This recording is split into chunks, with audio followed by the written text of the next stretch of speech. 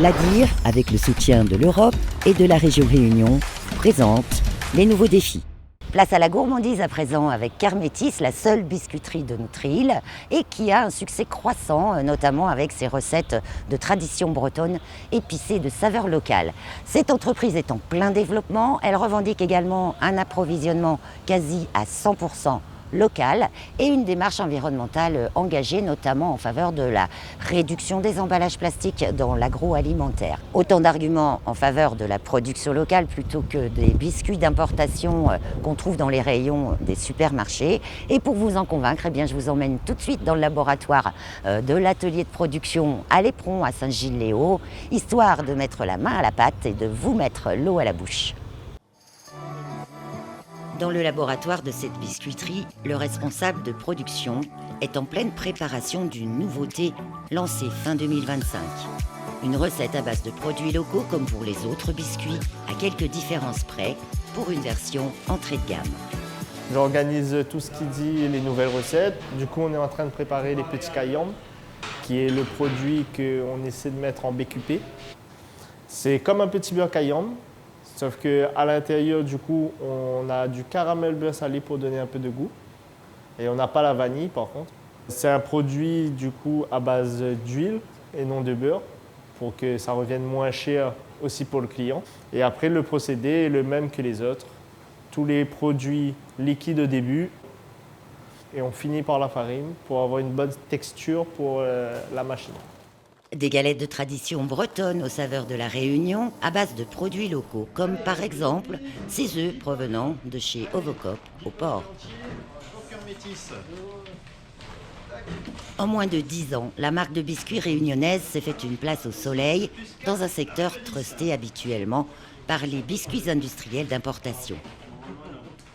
On est très sélectif sur certains produits qui sont plus compliqués à trouver.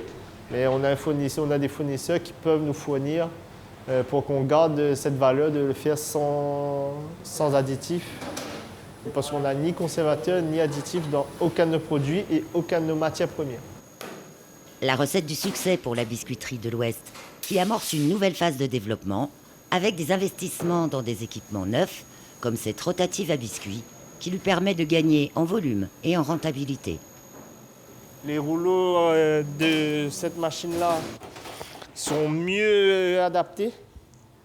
Et du coup, on a un meilleur décollement pour que ça arrive sur le tapis. Ensuite, au niveau du poids, on peut gérer mieux la variation du poids par rapport à ce qu'on désire. Et aussi au niveau de la vitesse. On peut mieux gérer la vitesse sans qu'il y ait de soucis particuliers comparé à l'ancienne. On se rend compte aussi qu'avant on était à environ 82% de rendement sur l'autre machine. Là, hier on était à 91, ce qui est quand même déjà bien énorme. Avec une nouvelle ligne de conditionnement et en projet un nouveau pétrin, ce sont près de 160 000 € qui sont investis sur 2 ans avec le soutien de fonds publics de l'Europe et de la région Réunion. Disons que nous continuons une croissance régulière depuis le démarrage de l'activité et nous espérons continuer dans ce sens avec un objectif de trouver des nouveaux marchés. On a commencé à démarcher l'export régional, qui est une cible. Je pense que nous avons une carte à jouer et on a mis au point des produits déjà dans ce sens que nous commençons à proposer sur les territoires alentours, l'île Maurice, les Seychelles, dans un premier temps et en un moyen terme, nous nous intéresserons à l'Afrique du Sud. Les petits beurres pays sont aujourd'hui présents dans de nombreux points de vente, dans les rayons produits locaux des stations-service et des jardineries, mais aussi dans les enseignes touristiques et les aéroports, ainsi qu'en grande distribution, après des débuts en 2018 dans des commerces de proximité. Un beau chemin parcouru depuis l'idée originale.